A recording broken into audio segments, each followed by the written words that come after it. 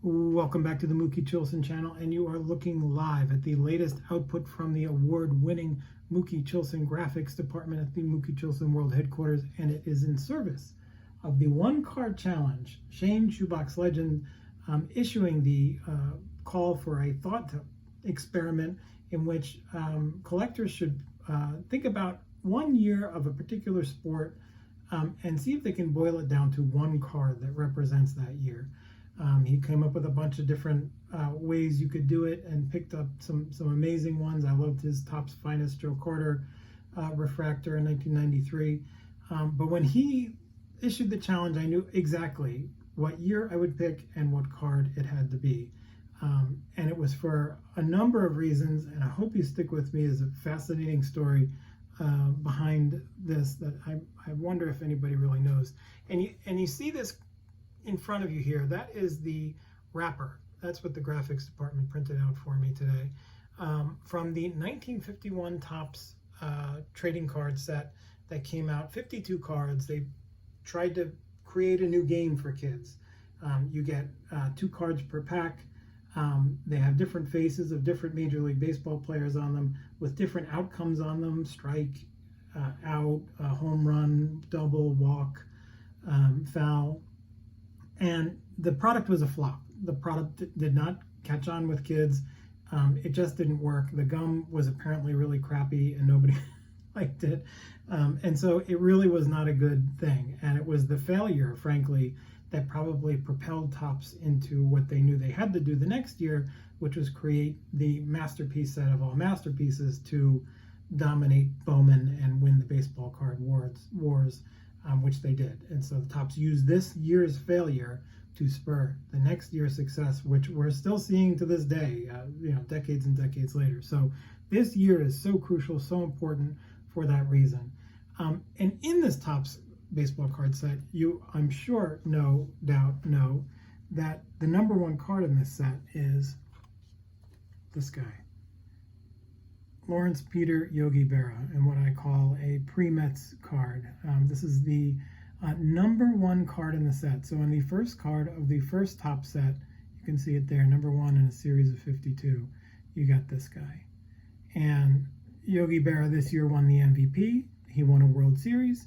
And when I got this card, I got it and I started thinking more and more about why he was the first card in the set and why did they give him foul ball. That's kind of lousy to have foul ball. So I started looking into it. And of course, I knew that Yogi was the MVP in 1951. I did not know his numbers that year, and I've since looked them up, and I can go through them now a little bit. He didn't have what is, by today's standards, a incredible MVP type caliber season. He went 27 homers, 88 RBIs, 294. He did not bat 300. In WAR parlance, he had a 5-WAR year. And then I looked down the list and I saw that number 13 that year in the MVP balloting was a guy who had a 7-WAR season, 13 spots down from Yogi Berra. Ted Williams, who hit 30 home runs, drove in 126 runs, had 1,000 OPS, just an unbelievable year. And so I thought, oh, that's interesting. Well, I mean, don't get me wrong, Yogi's great, and he deserved, I could see why he deserved the MVP. In fact, he was a great catcher, and that's an undervalued, intangible position.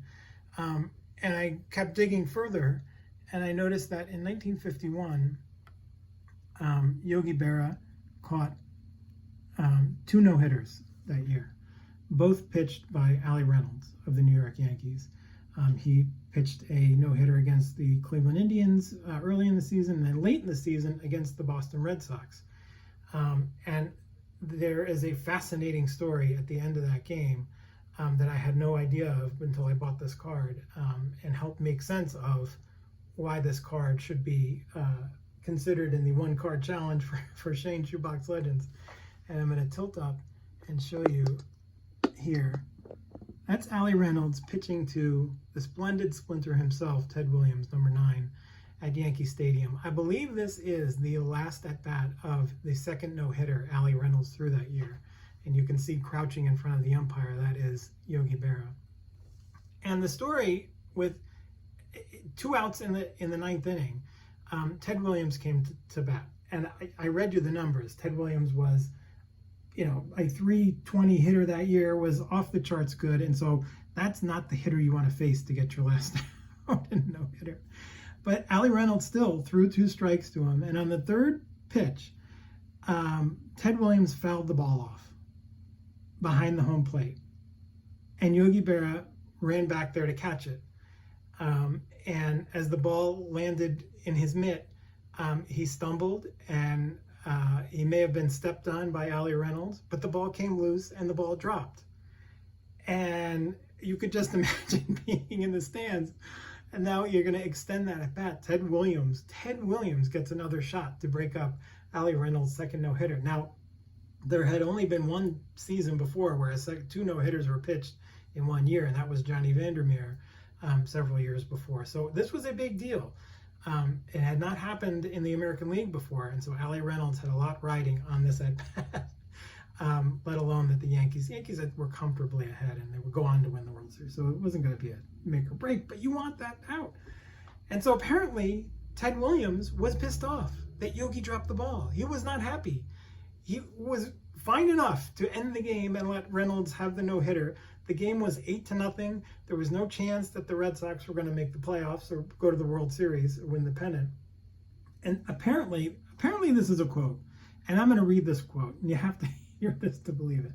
An exasperated and annoyed Ted Williams apparently told Berra, quote, "You sons of bitches put me in a hell of a spot. You blew it. And now I got to bear down even harder, even though the game is decided and your man has a no-hitter going." End quote. So there's Ted Williams, the old war veteran, the old, one of the greatest baseball players ever, lecturing Yogi Berra as he goes back to the batter's box about how he put him in a terrible bind by having to face another pitch from Allie Reynolds. And so what happened next? The next pitch came in, and Ted Williams fouled it back again, behind home plate.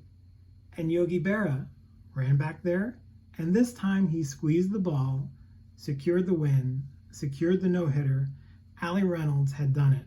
2 no-hitters in 1 year to an MVP catcher who would take the Yankees onto the World Series and help win.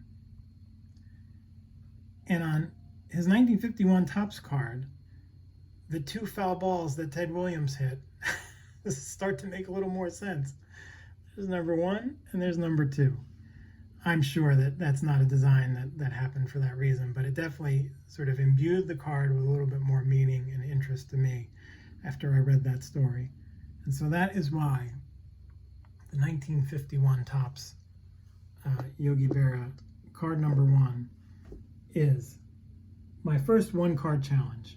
We'll see if I do some more of these, Shane. It's a great idea. I love the idea. And thank you for putting it out there. Thank you for watching. And I hope you all have a great, safe day. And remember to squeeze the ball. Thank you.